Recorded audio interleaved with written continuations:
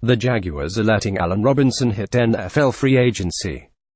The top unrestriced free agent wide receiver in 2018 will remain that way after Jacksonville decided not to use the franchise tag on him before Tuesday's 4 p.m. deadline. Robinson would have made $16 million guaranteed in 2018 had he been tagged and then signed, but the Jaguars have deemed the price to be too rich for a player coming off a 2017 season wiped out by a torn ACL in his left knee he suffered in Week 1. The surprise availability of Robinson on the open market should please several other teams that would love to lock him up for the long term. Robinson, 6'3", 211 pounds, is only 24 and before shaky clubby play and the injury stunted his production the past 2 seasons, he looked every bit the part of a dominant No. 1 receiver, 80 catches, 1,400 yards, 14 TDs in a Pro Bowl-worthy 2015. When healthy, Robinson has proved he can be both an explosive field stretcher and a tough red zone target. That's enough to make any wide-out needy team with enough money under the NFL salary cap to strongly pursue his services. Some make more sense than others though, and if he's not a late re-sign by the Jaguars, bet on Robinson playing for one of these teams in 2018. NFL free agency, best WRs available, top 25 players. Chicago Bears. No team in the league had less legitimate wide receiver play than the Bears last season. Here's a chance to get Mitchell Trubisky the No.1 he needs in year 2, a la what the Eagles did with Carson Wentz and former Bears top wideout Alshon Jeffrey. Robinson can do everything Chicago wants in Matt Nagy and Mark Helfrich's passing game. Cameron Meredith, also coming off a torn ACL, is a restricted free agent. Kevin White, the 2015 first-rounder, can't be counted on to stay healthy and contribute.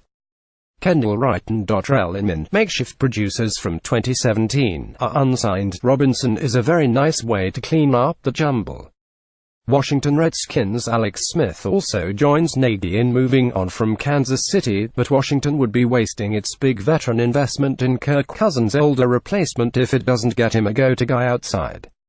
Robinson's size and speed are perfect for Smith to trust on both short and deep routes and mixes attributes of his 2 favorite Kansas City targets, Travis Kelce and Tyreek Hill. Robinson has been immersed in the West Coast offense during his time with the Jaguars and would have a smooth transition into Jay Gruden and Matt Cavanaugh's scheme. Robinson represents a welcome redo and a much better signing as a No.1 than Terrell Pryor Sr. was last year.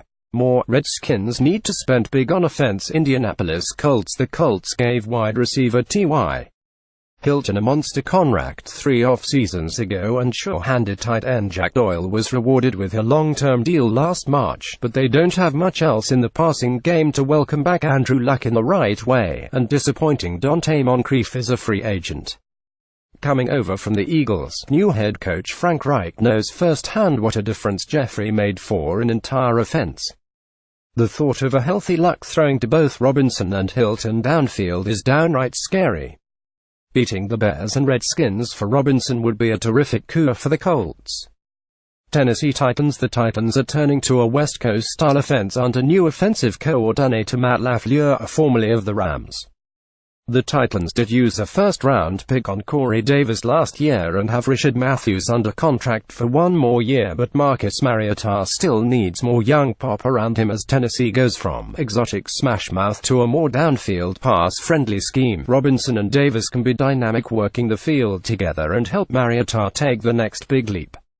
Looking at the impact Robert Woods, Sammy Watkins and Cooper Kupp had on Jared Goff under LaFleur in Los Angeles is evidence enough to make the move.